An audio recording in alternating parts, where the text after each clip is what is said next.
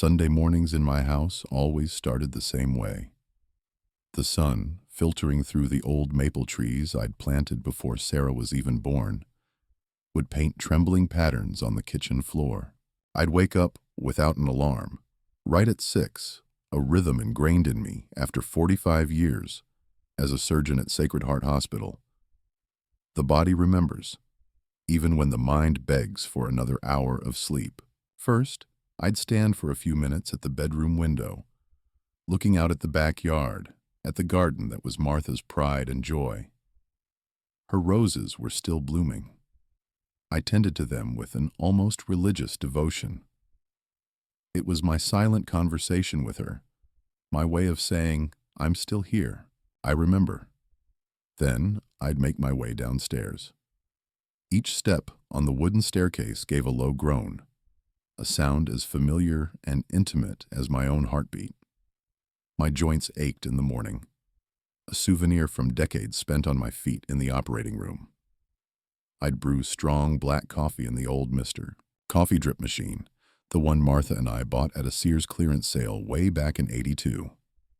The aroma would fill the kitchen, mingling with the scent of old wood and floor wax. It was the smell of home, the smell of my life. On that particular Sunday, I was sitting at the kitchen table, leafing through the morning's Philadelphia Inquirer and sipping my coffee. The silence was thick, almost tangible. I was alone in it, but not lonely. Martha was in the blooming roses, in the creak of the floorboards, in the way a sunbeam landed on her porcelain teacup, which sat by itself on a shelf. It was into this peaceful, settled quiet that a foreign sound intruded, not the roar of the old Ford pickup our neighbor, Bob the mailman, drove, but the low, smug purr of an expensive engine. I glanced out the window.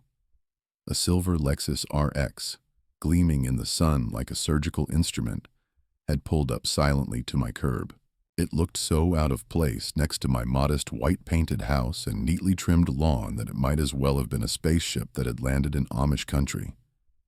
Sarah, my daughter, my heart, as it always did when she appeared, did a complicated flip.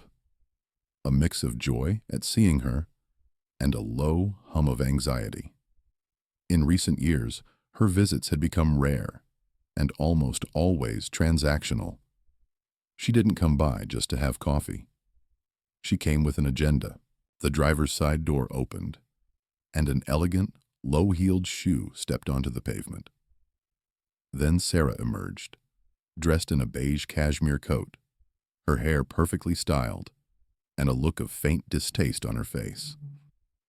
She surveyed my house the way a health inspector surveys a roadside diner. Her husband, Mark, stayed in the car. I could see his silhouette through the tinted glass. He hadn't even looked up from his phone. That was typical. Mark disliked my home. He called it a relic. Maybe he was right. I opened the front door before she had a chance to ring the bell. "Sarah, honey, what a surprise." "Hi, Dad," she said, giving me a quick, dry peck on the cheek. She smelled of something floral and cold, like the air in a high-end boutique. She walked past me into the house without taking off her shoes, tossing her coat and a handbag I knew cost more than my monthly food budget onto an old armchair in the entryway. "We need to talk. It's important." Her tone left no room for negotiation. "Of course. Come on into the kitchen. I just made coffee. Or would you prefer tea?" "I don't want anything, thanks.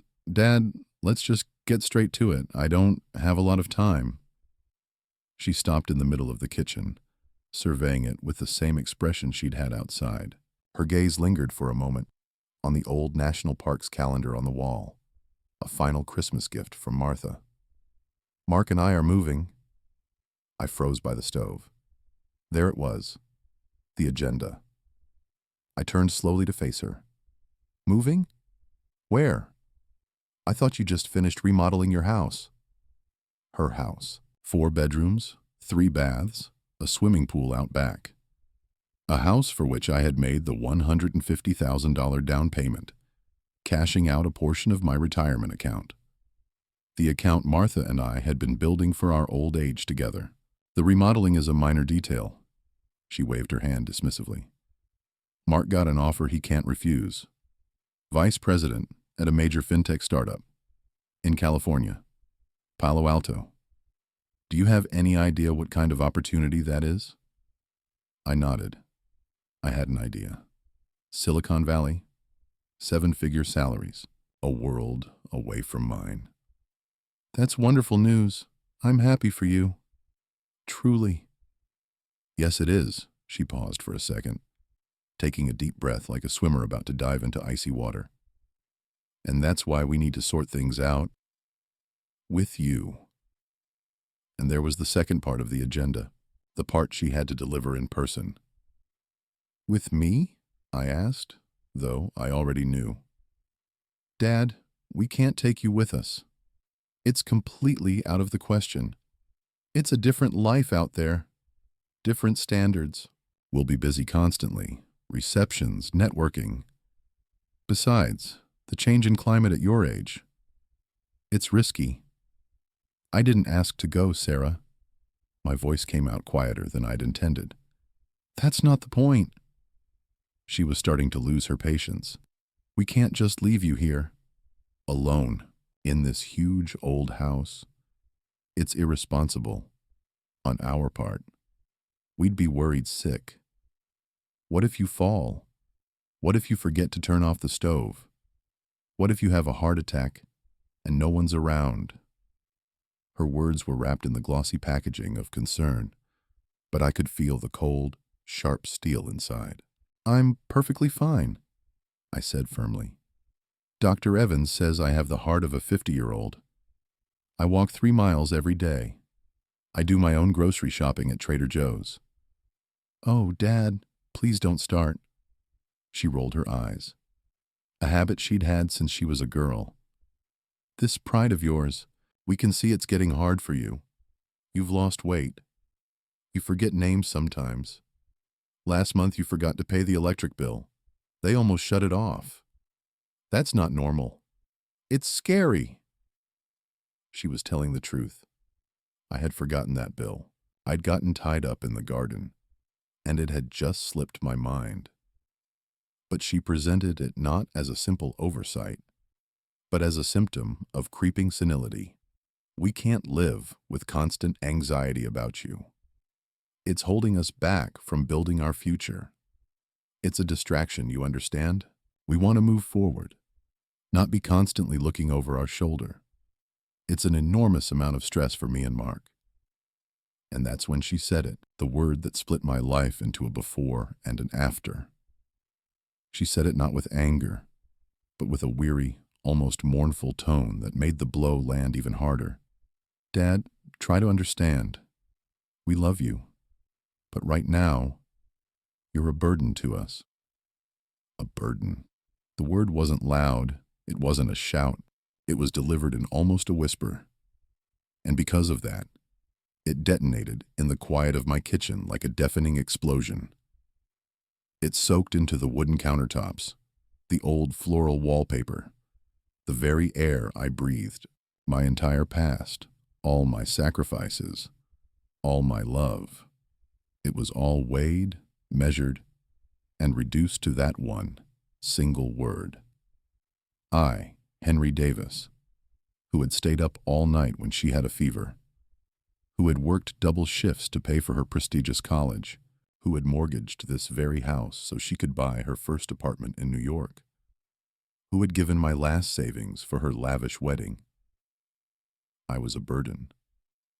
I felt the blood drain from my face. For a moment, the world lost its color, turning gray and flat. I looked at her, my daughter, with her expensive coat, her perfect manicure, and her cold eyes, and I didn't recognize her. I was looking at a stranger, an efficiency expert who had come to streamline operations and dispose of a non-performing asset. I said nothing. What could I say? Any protest, any argument, would only confirm her assessment in her own mind. It would be the cry of a burden, clinging to its former usefulness. Sarah, getting no response, continued, more confidently, now that the worst was over. So, Mark and I have thought it all through. We're going to sell the house. The market is hot right now. We'll get a great price. The money will be more than enough to set you up in a really nice place. Silver Creek Estates in Chester County. It's not some nursing home, Dad. It's like a 5-star hotel for seniors. A pool, a library, a movie theater, round-the-clock medical supervision. The professionals there will take better care of you than you take of yourself. Sell my house. Sell Martha's memory. Sell my past. To pay for a gilded cage. I walked slowly to the sink, turned on the tap, and rinsed my coffee cup. My movements were slow, automatic. I could feel her impatient gaze on my back, waiting for a reaction. Finally, I turned off the water, dried my hands on a towel, and turned to face her. "All right," I said. My voice was steady, devoid of all emotion. The voice of a doctor pronouncing a time of death. She was stunned. "What? All right." "All right. Do as you've decided," I repeated. "You've thought it all through. It's a rational plan." Her face fell. She had been braced for a storm, for tears, for recriminations, for pleading. My calm acceptance completely derailed her. It didn't fit the script where she was the loving daughter, making a difficult sacrifice for the good of her irrational father. "Dad, do you understand what I'm saying?" "More than you know, Sarah. I understand perfectly. Now, if you don't mind, I have things to do. I need to prune the roses." I walked past her toward the back door that led to the garden. She remained standing in the middle of the kitchen, looking lost and confused. "But we haven't discussed the details. The realtor. Discuss it with Mark. He's the expert in these matters after all." "I have work to do." She mumbled something under her breath, grabbed her coat and bag, and practically fled the house.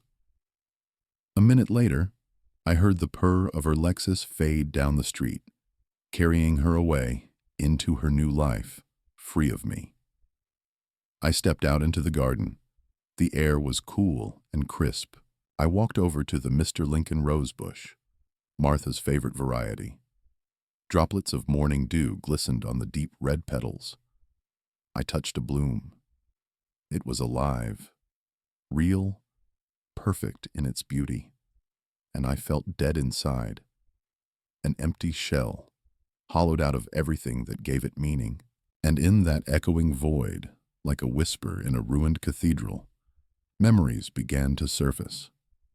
Not just images, but itemized invoices, presented to me by life, which I had paid without a second glance from the bottomless account of a father's love. It was time for an audit. Evening fell on the city without notice. I had spent the entire day in the garden, mechanically pruning dry branches, turning the soil, transplanting perennials. My hands were caked with dirt, my fingernails black, and my back ached from the unaccustomed labor. But I didn't feel tired. The physical work had displaced the emotional pain, replacing it with a simple, understandable muscle soreness. I didn't turn on the lights in the house.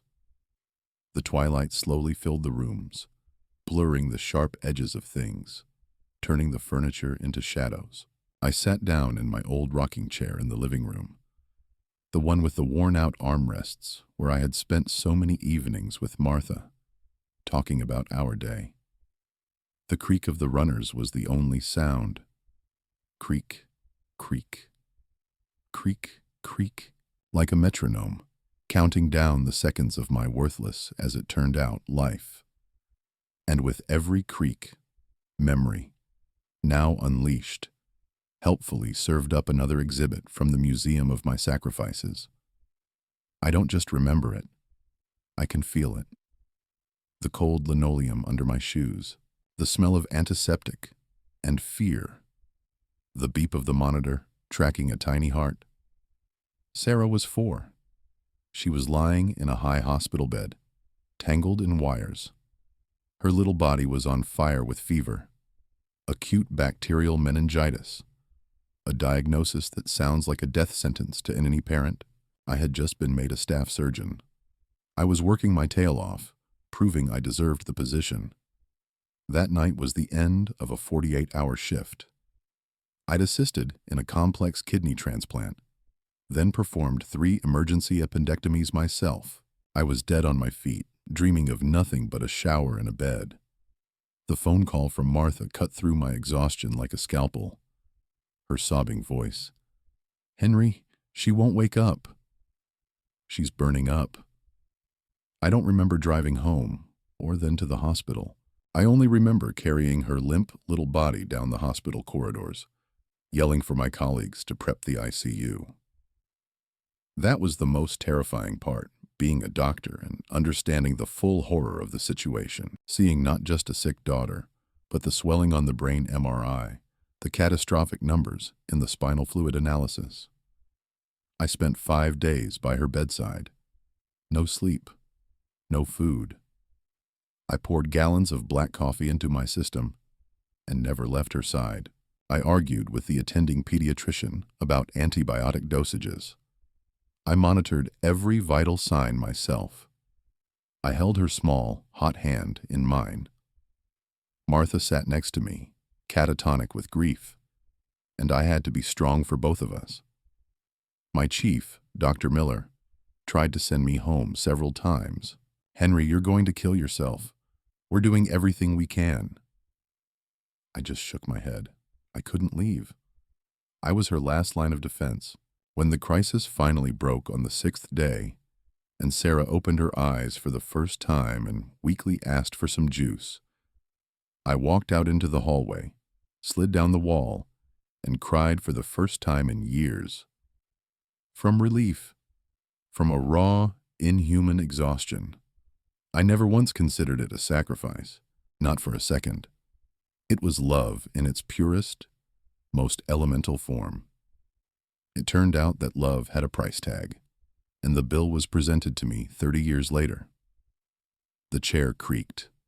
Creak, creak. In my mind's eye, I saw the polished mahogany desk, the expensive suit of the bank officer, and Martha's, and my own bewildered faces. Sarah had turned 21, and she had decided she needed her own apartment in New York, not to rent, to own. She had found her dream place in Greenwich Village, a tiny studio that cost as much as a small airplane. She'd called us, full of enthusiasm. "Dad, Mom, it's an investment. Real estate in Manhattan only goes up. I can't ask you for the money, I get it. I just need a little push, the down payment, $100,000. The bank said if I have that, they'll give me a mortgage. $100,000. We didn't have that kind of cash. Everything we earned was going to pay for her ridiculously expensive tuition at the Tisch School of the Arts. What we had were our savings, our nest egg, and our house. Fully paid off, our fortress, our pride. Martha was against it. I remember our conversation in the kitchen. It went late into the night. "Henry, this is insane. We can't mortgage the house. It's all we have. What if she can't make the payments? What if she loses her job? We'll be out on the street in our old age." And I believed in her. I didn't see a flighty kid. I saw my ambitious, talented daughter. I told Martha, "We have to give her this chance. We're her wings. If we clip them, she'll never fly. We have to believe in her." I convinced Martha. We sat in that cold, soulless office and signed the papers. I remember how her hand trembled when she wrote her signature. But mine didn't. I was certain I was doing the right thing. I wasn't signing a mortgage document. I was signing a ticket to a happy future for my daughter. A week later, Sarah texted us a photo of the keys to her new apartment. The message read, "The ex. The best. XOXO." And that was it. No phone call, no tears of gratitude, just a quick text. She was already in her new life, and we were left with a second mortgage on our old house and a knot of anxiety in our hearts. But I pushed the anxiety away. I was investing, after all. The birthday party for my grandson, Leo. He was turning 7. A sunny day, dozens of guests. Noise, laughter, music. A giant inflatable pirate ship. Bounce house was set up in the backyard. Soap bubbles floated through the air. Entertainers in superhero costumes amused the children. Everything was very expensive, very tasteful, and very loud.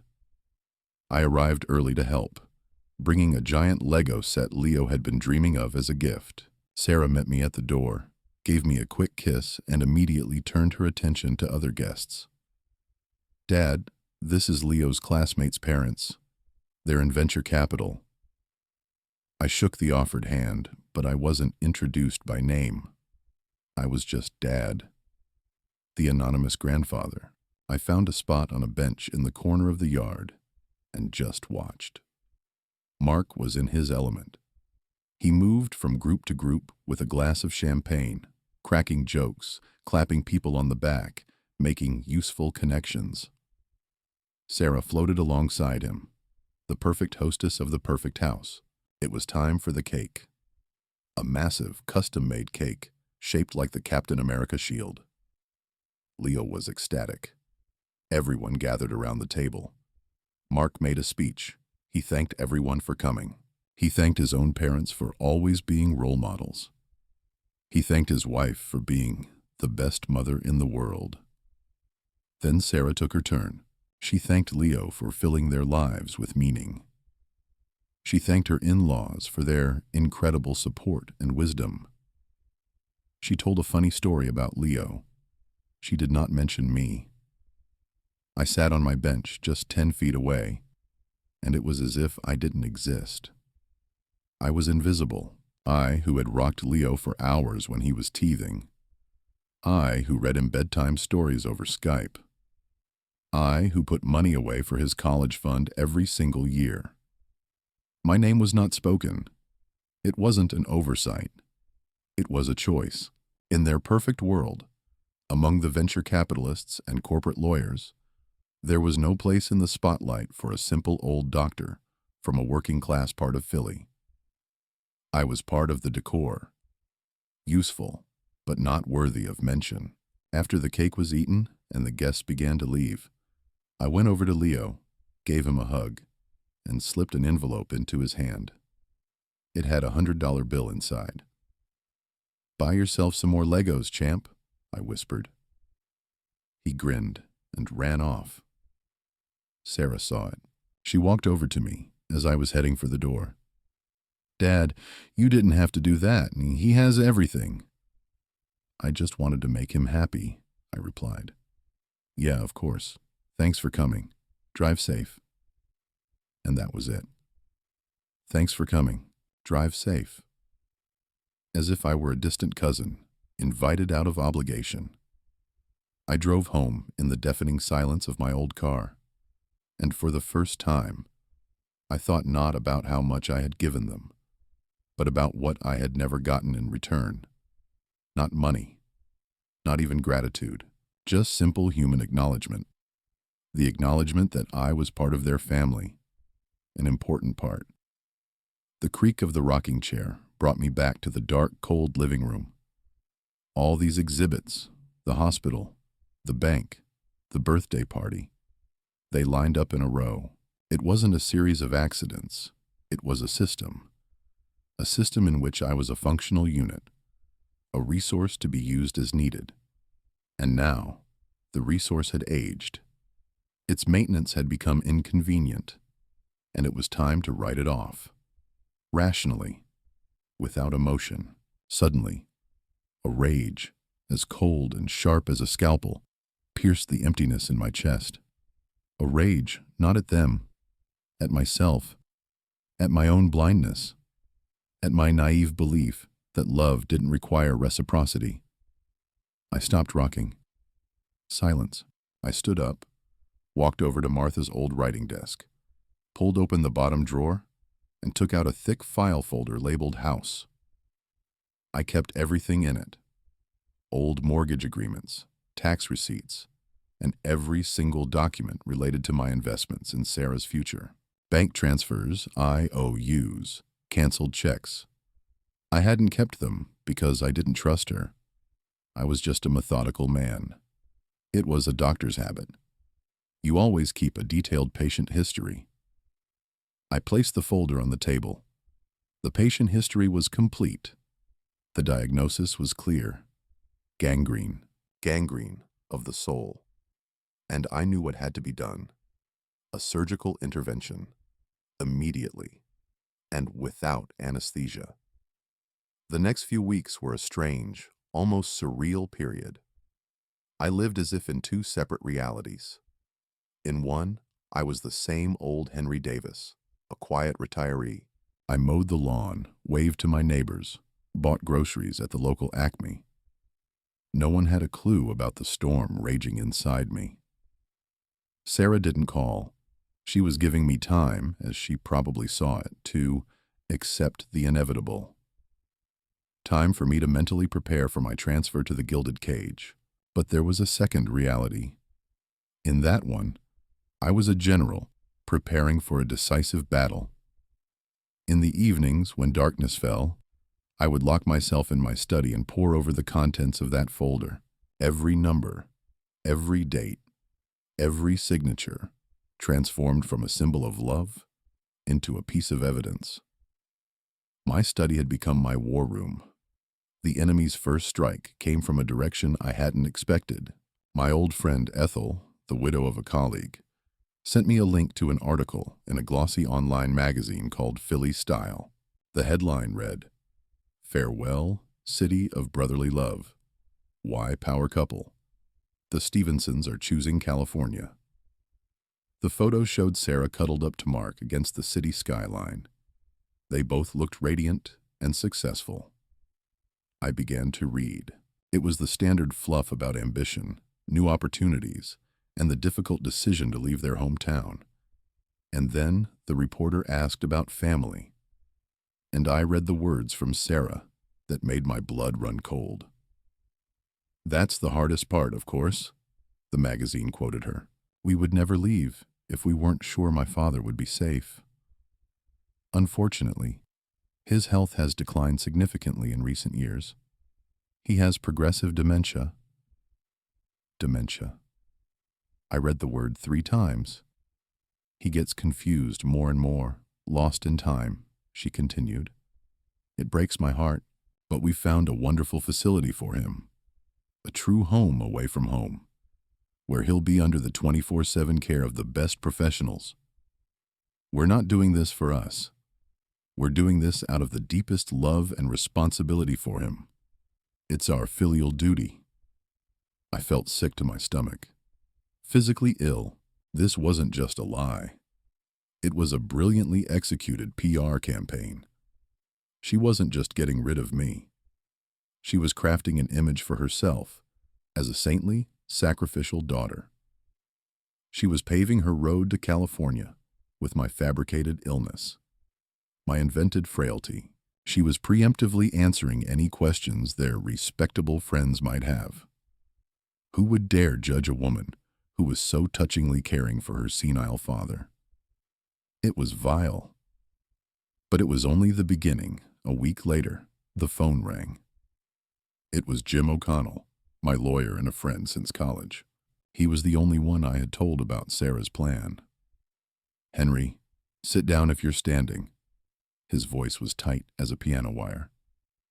"I just received an official notice. Sarah and Mark have filed a lawsuit against you." I stayed silent, looking out the window at the old oak tree. "What do they want, Jim?"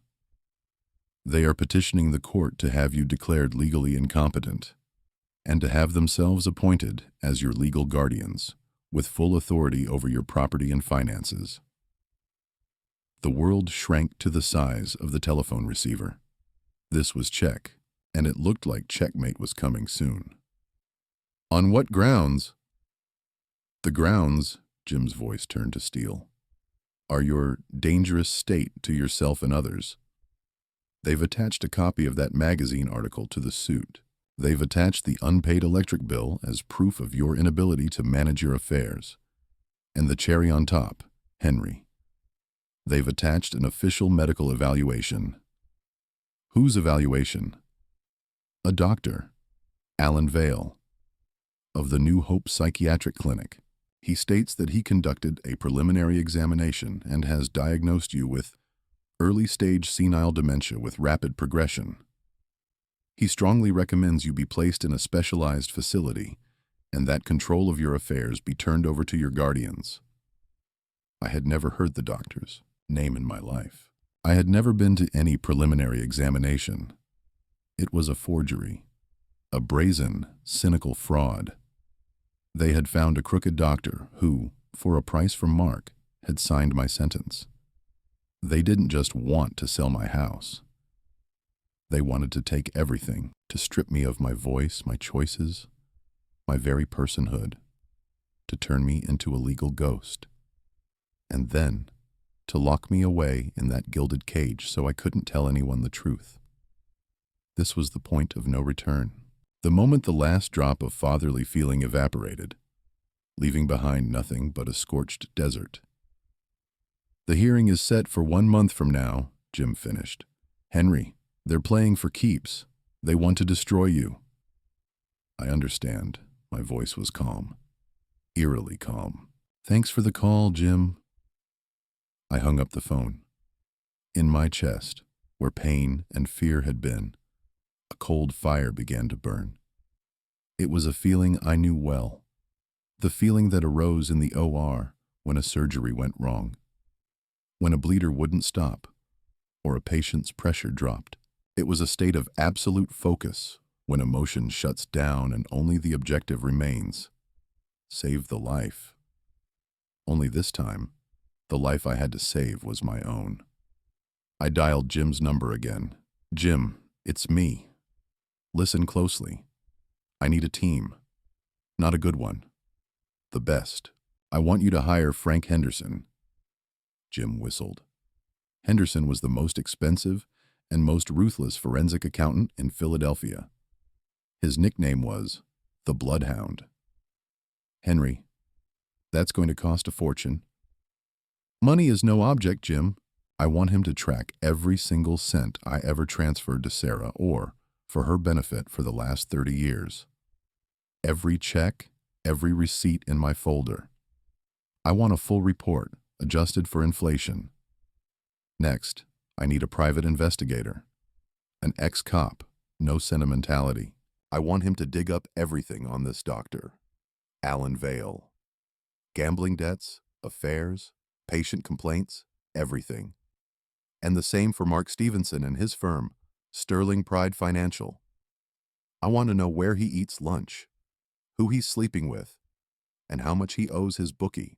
I want everything on them. There was a silence on the other end of the line.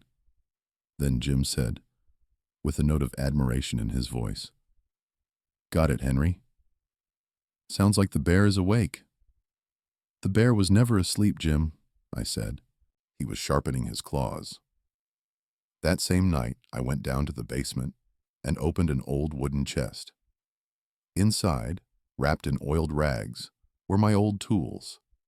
Hand planes, chisels, saws. My father's tools.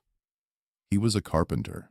I carried them out to the backyard, to the old, leaning shed that Martha and I had never gotten around to turning into a gazebo. I switched on the single bare bulb hanging from the ceiling. I picked up my father's hand plane. The heavy, smooth handle, polished by thousands of strokes, fit perfectly in my palm. I placed an old pine board on the workbench and drew the plane across it. A thin, fragrant curl of wood shaved off and fell to the floor. Again and again. The rhythmic, heavy work was calming. With every shaving I peeled away, I felt like I was peeling a layer of old illusions, hurts, and disappointments from myself. I wasn't just planning a board. I was honing my will. They thought I was a frail old man who could be broken with a piece of paper. They forgot what I was made of. They forgot that this old man's hands knew how to do more than just hold a scalpel. They knew how to build. And, as it turned out, they knew how to prepare for war. The month before the court date flew by in a blur. It was filled with a strange, feverish activity that gave me the strength to go on. My life split into two parallel streams that never mixed. By day, I was a carpenter. I completely rebuilt the old shed. I replaced the rotten beams, redid the roof, and put in new windows. I worked from morning till night. The hum of my power tools, a new sound in the neighborhood. My neighbor Bob, the mailman, would shake his head in amazement. "Henry, you look 10 years younger." I felt it too. The physical labor, the clear, tangible goal of turning a wreck into something strong and beautiful. It was better medicine for my soul than any therapist's couch. I wasn't thinking about the lawsuit. I was thinking about how to cut a perfect mortise and tenon joint. But at night, my transformed shed, smelling of fresh pine and paint, became a war room. Jim would come over with the latest updates. Henderson the bloodhound would bring printouts of his reports. And the ex-cop, a bulldog of a man named Mike, would lay out photographs and documents on my new workbench. Our arsenal grew. Henderson's report was a masterpiece. He had turned my house folder into a 50-page document where every dime was accounted for, indexed, and adjusted for inflation. The final figure stunned even me. It wasn't help.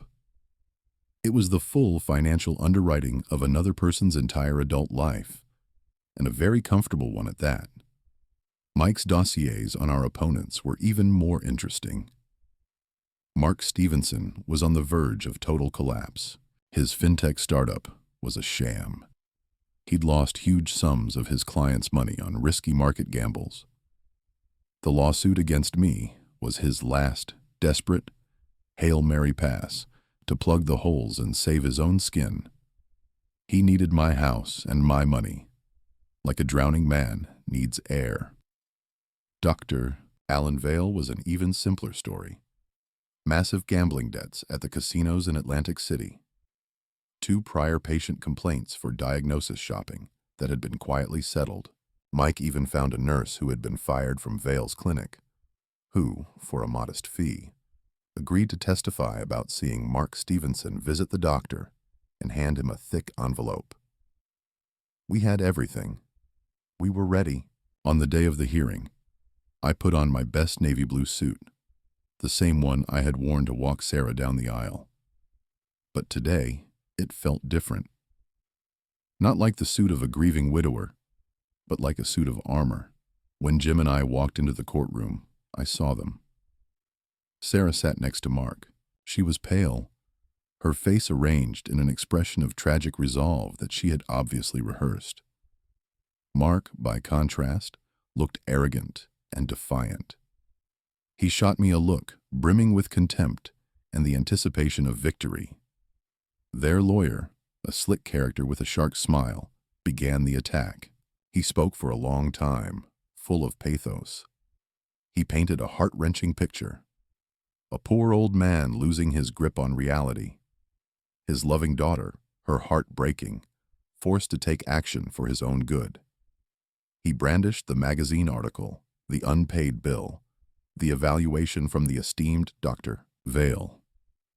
He even called a witness, Sarah's neighbor, who testified under oath that she had seen me talking to the trees in my yard. I did talk to the trees, to the oak Martha and I had planted, but there was no point explaining that to them. I listened to it all calmly. I watched Sarah, who dabbed her eyes with a tissue at all the right moments, and I felt nothing. Not anger, not hurt. Just the cold detachment of a surgeon observing the spread of an infection before cutting it out. Finally, it was our turn. "Your Honor," Jim began, "the defense does not question Mrs. Stevenson's feelings for her father. We would merely like to supplement the record with a few facts. To begin with, financial facts. We call Mr. Frank Henderson as an expert witness." Henderson the bloodhound, a dry, bespectacled man, walked to the stand and arranged his papers. "Your Honor, I have conducted a full forensic audit of the financial assistance provided by Mr. Henry Davis to his daughter. Before you is a summary table." On the large screen set up in the courtroom, numbers appeared. Huge, unforgiving numbers. Henderson began to read them in his monotone voice, item by item. The university tuition, down to the exact cent. The down payment on the New York apartment. The settlement of her failed art gallery's debts. A new car after she wrecked the old one. Payment for 2 expensive stints at the Promises Rehab Clinic in Malibu. A detail Sarah preferred to forget. The wedding expenses. The gifts. The direct cash transfers. The total sum of documented assistance over the reporting period, Henderson concluded, is $947,218.54. Adjusted for today's inflation, that amount is equivalent to approximately $1.6 million. This does not take into account the fact that Mrs. Stevenson was, until recently, the sole heir to her father's estate, valued at an additional $1.7 million. A dead silence fell over the courtroom. I saw the color drain from Mark's face, then return as a deep, mottled red. His lawyer was frantically shuffling through his papers. Sarah was staring at the screen as if she'd seen a ghost.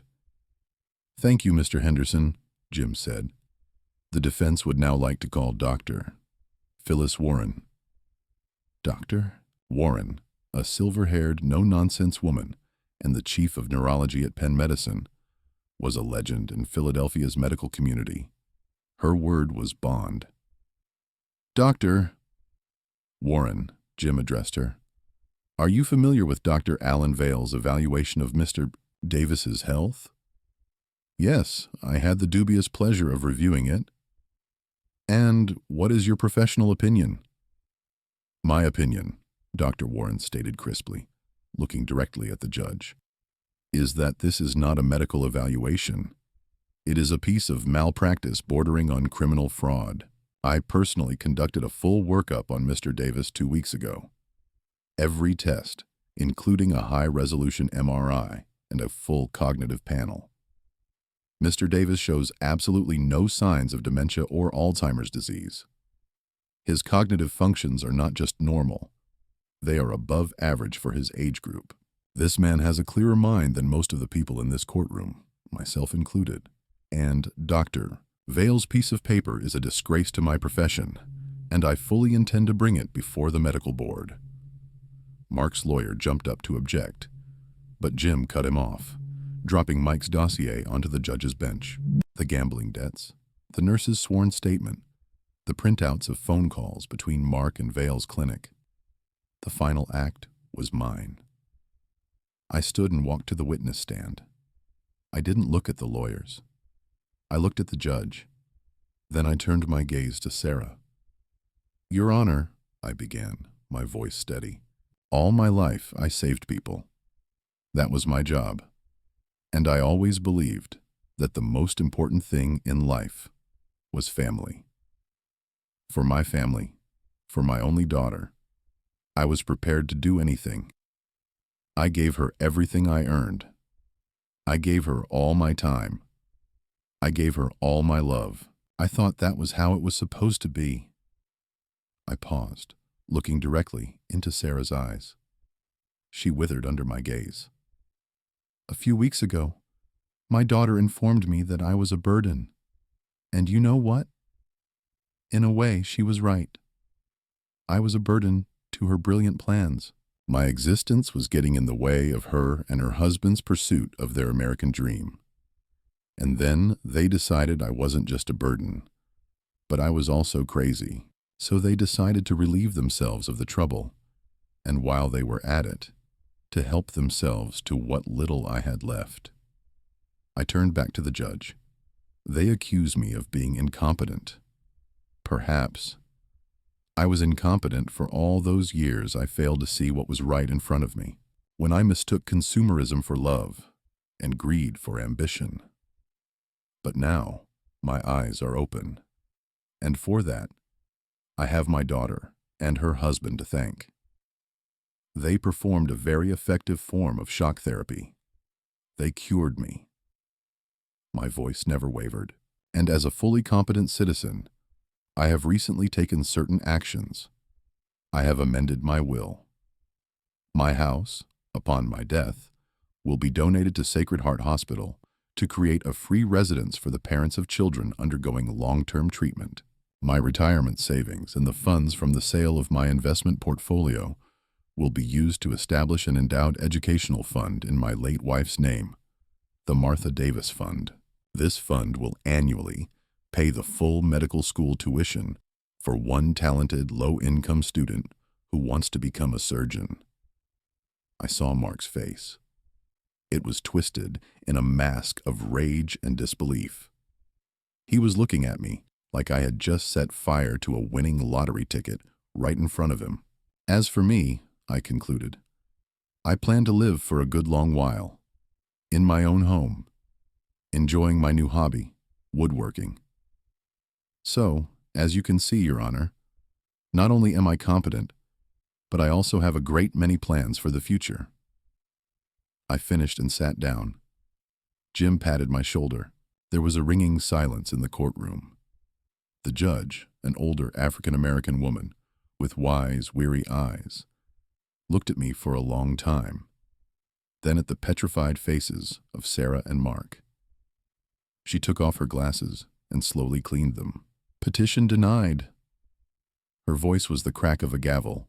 This case is closed.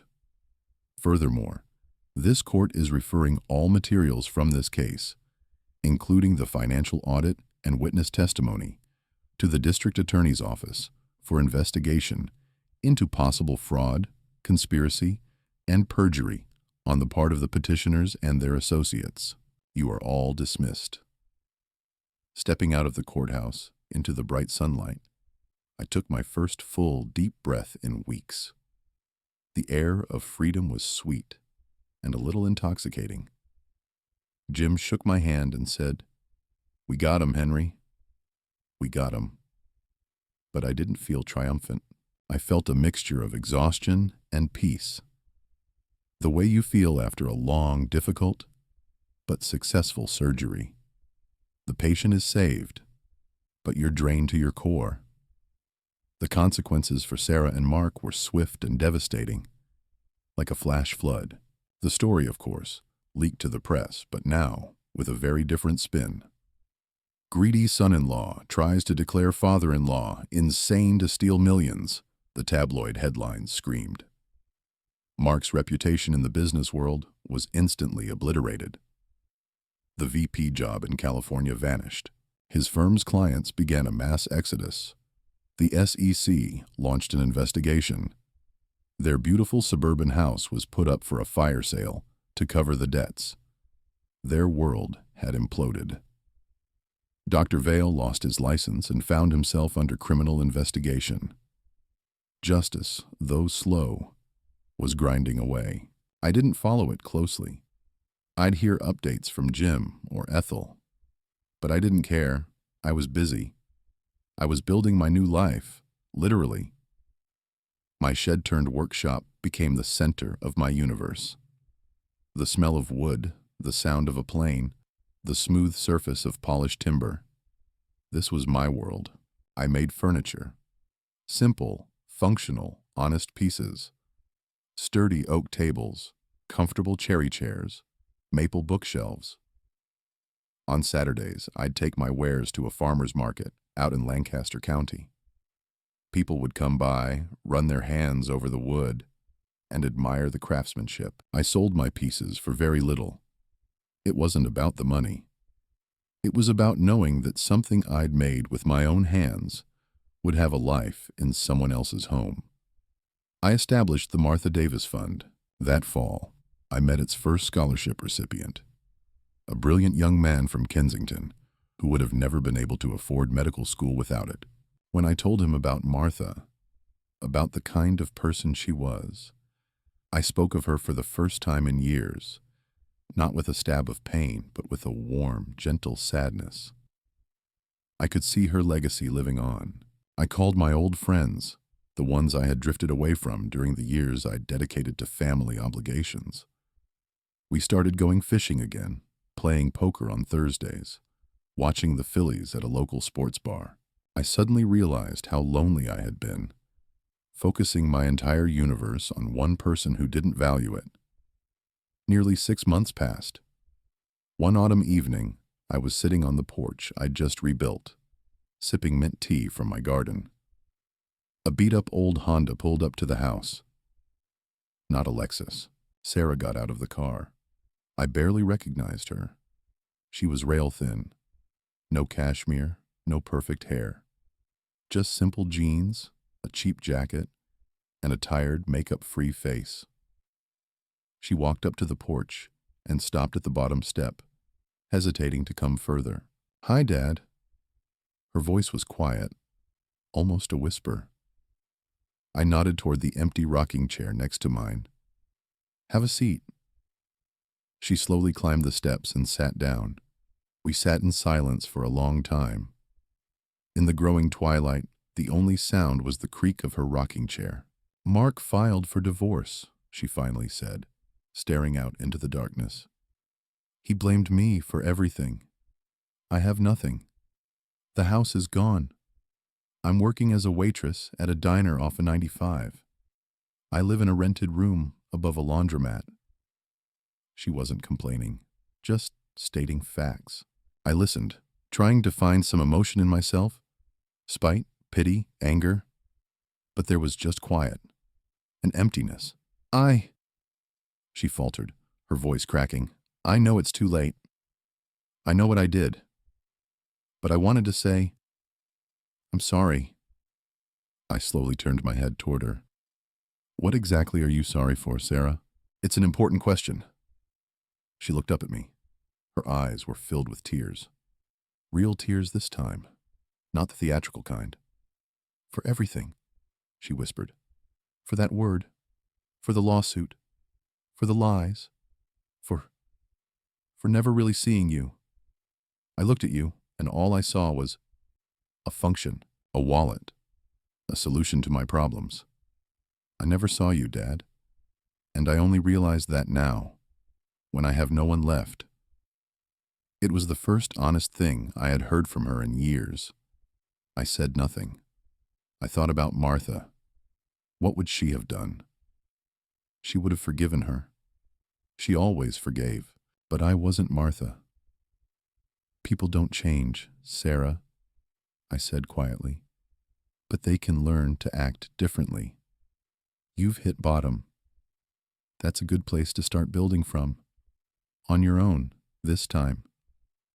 You have everything you need to do it, the same things I had at your age." She gave a bitter laugh through her tears. "I'm not strong like you." "You don't know that," I countered. "You've never had to be." She stood up to leave. At the front gate, she turned back. "Dad, can I come by next week? Not for money, just to sit on the porch?" I looked at her hunched figure in the cheap jacket, and something stirred in me. Not forgiveness, not love. More like a surgeon's curiosity. Could this hopeless case actually pull through? "The porch is open," I said, "but you'll have to make your own tea. And there's a new rule in this house, Sarah. No lies, not one single word. The moment I sense a lie, that door closes for good."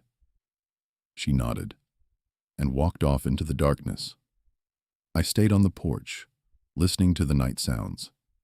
I didn't know if she would come back. I didn't know if I could ever truly forgive her. But that wasn't the most important thing anymore. The most important thing was that I had taken back my house, my life, my dignity. I was no one's burden. I was a man, an old man on his own porch, and I was damn it happy. I smiled into the darkness, a smile without bitterness, a victor's smile.